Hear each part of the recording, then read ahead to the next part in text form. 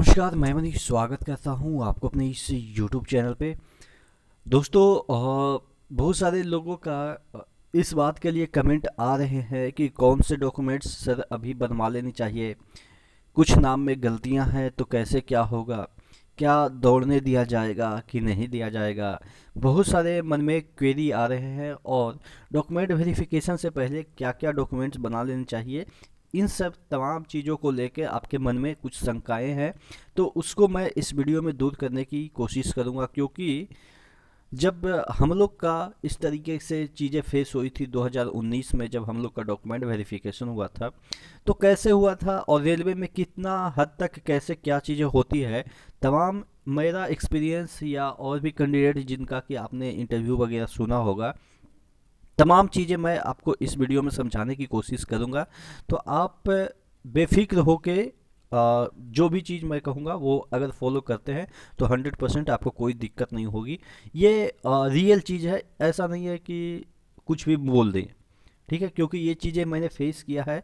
तो ये चीज़ें मैं आपको बताऊंगा तो आप थोड़ा सा मोटिवेट और अपने आप को बूस्ट करेंगे, क्योंकि ये चीज़ें ऐसे ही होती है। क्योंकि देखिए, स्टेट गवर्नमेंट में चीज़ें गलत हो सकती है, लेकिन सेंट्रल गवर्नमेंट में कोई भी चीज़ गलत नहीं होती है। हर एक चीज़ों के लिए एक प्रोसेस होता है, और प्रोसेस अगर सही है तो आपको कोई जॉब से नहीं हटा सकता। कहने का मतलब, अब मैं मुद्दे की बात पे आता हूँ। आपके पास एनसीएल है या नहीं है अभी कोई मैटर नहीं करता है। आपके पास ईडब्ल्यूएस सर्टिफिकेट है या नहीं है अभी कोई मैटर नहीं करता है। आपके पास सर्टिफिकेट अभी है या नहीं है 10th 12th कुछ का नहीं मैटर करता है। कहने का मतलब, अभी आपके पास आज के तारीख में 1 जनवरी 2023 के डेट में कुछ भी डॉक्यूमेंट्स नहीं है, फिर भी कोई दिक्कत नहीं है। आज से भी बनवा लीजिए, कोई दिक्कत नहीं है। किसी का सर्टिफिकेट हो सकता है 10th का भूल गया होगा, प्रोविजनल निकाल के जा सकते हैं, कोई दिक्कत नहीं है। किसी का जो आप कह सकते हैं ग्रेजुएशन का सर्टिफिकेट नहीं आया है, आप जाइए यूनिवर्सिटी में, प्रोविजनल ऑनलाइन भी आ जाते हैं, पता नहीं बहुत सारी यूनिवर्सिटी का तो ऑनलाइन भी प्रोविजनल आ जाते हैं। प्रोविजनल भी लेके जाइएगा, वो एक्सेप्ट कर लेंगे। हाँ, उनको जो रियल चाहिए उसके लिए आपको टाइम दे देंगे कि आप जॉब के दौरान इतना दिन के अंदर आप जमा कर सकते हैं।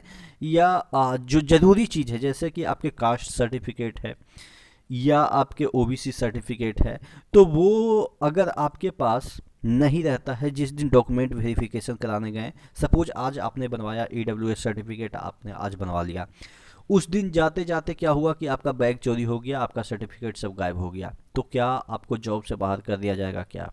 तो आप यकीन मानो, एक बार जब आपका मेडिकल सॉरी ये जो मेडिकल वगैरह का जो प्रोसेस हो जाता है डॉक्यूमेंट वेरिफिकेशन में, डॉक्यूमेंट मेडिकल और डॉक्यूमेंट तो एक ही साथ कई बार होते हैं। तो जो आपका डॉक्यूमेंट वेरिफिकेशन में अगर आपके साथ कोई जेन्युइन रीजन होती है, तो वहाँ पे एक इन्विजिलेटर टाइप के होते हैं जो कि सुपरिटेंडेंट होते हैं, उसका इंचार्ज होते हैं जहाँ पे डॉक्यूमेंट वेरिफिकेशन होता है। उनके पास जाइएगा, वो लोग उनके पास ही भेजेंगे।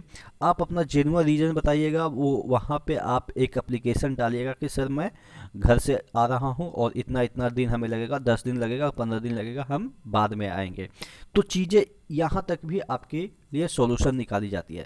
तो कहने का मतलब ये है कि फिजिकल देने के बाद, रिटर्न देने के बाद कोई डॉक्यूमेंट्स की वजह से कभी नहीं छटता है, बशर्ते कि वो जेन्युइन कैंडिडेट है, एक रीजन की वजह से वो डॉक्यूमेंट प्रोड्यूस नहीं कर पाया है। तो आपके मन में जो यूट्यूब पे वीडियो बहुत सारे देखे होंगे कि ये डॉक्यूमेंट बनवा लो, इसकी वजह से नौकरी नहीं लगेगी, उसकी वजह से नौकरी नहीं लगेगी, ऐसा सेंट्रल में रेलवे के रिस्पेक्ट में हम बात करें तो बिल्कुल नहीं होता है। इवन एसएससी में भी नहीं होता है। ऐसा मैंने दोनों जगह फेस किया है, दोनों जगह मैं डॉक्यूमेंट वेरिफिकेशन कराया हूँ, तो मुझे दोनों का आइडिया है कि डॉक्यूमेंट की वजह से अभी तक मैं अपने एक्सपीरियंस के आधार पर ये नहीं कह सकता कि वो किसी बंदे को छाड़ दिया जाता है। हाँ, अब आप ईडब्ल्यूएस में बिलोंग करते हैं और एससी का आप वहाँ पे प्रोड्यूस कर रहे हैं, कहेंगे कि सर एससी का हमको मान लीजिए ना, तो ये सब नहीं होता है।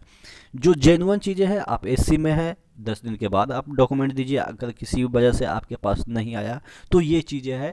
तो डॉक्यूमेंट को लेके इशू अभी क्रिएट नहीं करना है, बन रहा है बना लीजिए, नहीं बन रहा है कोई दिक्कत नहीं है, पहले आप दौड़िए, दौड़ के बाद आराम से बना लीजिएगा।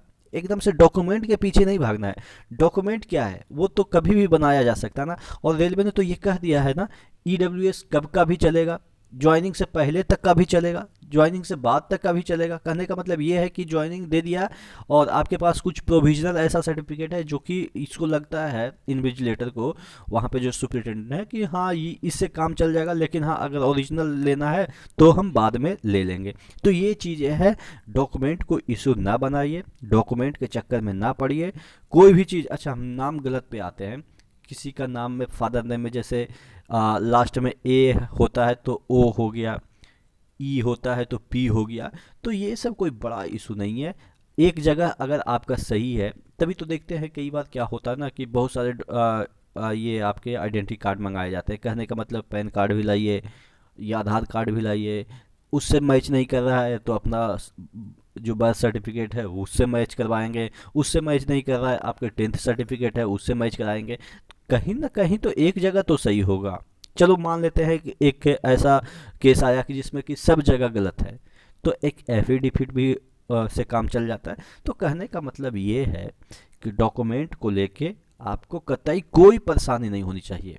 जो आपके मन में भ्रम ये पाल लेते हैं ना कि सर ईडब्ल्यूएस सर्टिफिकेट कब का चाहिए, कौन सा मंथ का चाहिए, कौन सा मतलब कि ज्वाइनिंग से पहले कितना मंथ का वैलिड है, ये सब कुछ भी नहीं आपके पास नहीं है। कोई दिक्कत नहीं है, अच्छी बात है 1 साल पुराना भी है, आप उसको लेके जाइए। 1 साल पुराना लेके जाने का मतलब ये है कि अगर उनको वैलिड नहीं मानेंगे तो एक रीजन उनके पास होगा कि चलो इसका बहुत पुराना है तो इसको एक समय दे देते हैं कि हमें नया चाहिए। वो तो यही बोलेंगे ना कि हमें नया चाहिए, तो कहेंगे कि सर तो नया के लिए हमको टाइम दीजिए, और टाइम मिलता ही है। ऐसा कभी कोई रूल ही नहीं रहा है कि जहाँ पे आपको मतलब कि टाइम ना दिया जाए और आपका जो कैंडिडेचर है वो कैंसिल कर दिया जाता है। इवन आप देखते होंगे कि जो बंदे डॉक्यूमेंट वेरिफिकेशन में नहीं पहुंचते हैं उसको कम से कम 3 बार नोटिस भेजता है, वेबसाइट पे भी अपलोड करता है, उनके मोबाइल में भी जाता है, मेल पे भी जाता है कि सर आप आइए, आप आके डॉक्यूमेंट वेरिफिकेशन कराइए। मतलब कि इतना तक रिलैक्सेशन देता है। तो फिर आपको क्यों डरना है, आप तो वहाँ पे प्रेजेंट होंगे। वो अलग बात है कि कुछ डॉक्यूमेंट की वजह से आपको वहाँ पे थोड़ा सा परेशानी हो सकता है कि ज्वाइनिंग आपकी बाद में हो। ठीक है, तो ये चीज़ें हैं, आपको डरना नहीं है, डॉक्यूमेंट को लेके कोई इशू नहीं है।